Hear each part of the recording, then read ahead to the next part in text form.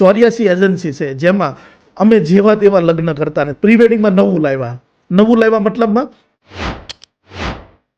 તો સાહેબ આટલું બધું મેનેજમેન્ટ કઈ રીતના થઈ શકે? ઓટોમેટિક થાય છે. અત્યારે એક ગ્રુપ છે અમારું સગાઈ ને લગ્નનું.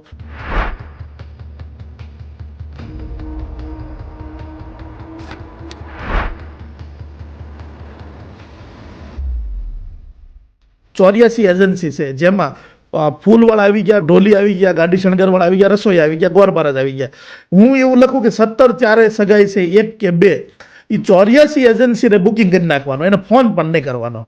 અને આજ સુધીનો રેકોર્ડ છે કે મેં લખ્યું હોય કે સગાઈ 7:30 વાગે ગોળ ફાર્મમાં એક સગાઈ, તો 7:30 ને 5 ઉપર એક પણ એજન્સી મોડી નથી પડી. કેમેરામેન હોય, ગોર મહારાજ હોય, ઢોલવાળા હોય, એ પહોંચી જ ગયા હોય. એ કુદરત આ મેનેજમેન્ટ ચલાવે છે. બધું ટાઈમસર ઓટો મોડ ઉપર છે, નહીં તો ચાલી જ ન શકે ને. બીજું, અમે જેવા તેવા લગ્ન કરતા નથી, એટલે કે મને જ નથી ગમતું. અમે તમે એક વિડીયો જોજો, વીવીઆઈપી લગ્ન ભવ્ય લગ્ન કરીએ છીએ કે કોઈ દીકરો કે દીકરાને, દીકરી ને દીકરો બંને એના અરમાન અધૂરા ન રહે. ઘણા એમ કે એક જ વાર લગ્ન કરવાના હોય, એ મોટા ખર્ચ પણ નથી કરવા દેવા મારે, અને સામાન્ય ખર્ચની અંદર ભવ્ય લગ્ન થઈ જાય.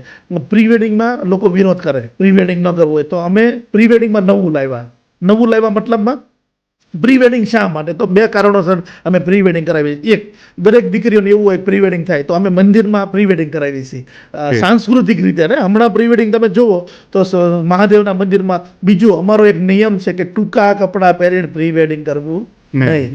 પ્રી વેડિંગ એટલા માટે કરાવીએ છીએ કે લગ્ન પહેલા બોન્ડિંગ થાય, બંનેનો વાતો થાય, થોડો સમય પસાર કરે, એના માટે અમે ખાસ કરીએ છીએ કે લગ્ન પછી કાંઈ ફોલ્ટ ન આવે.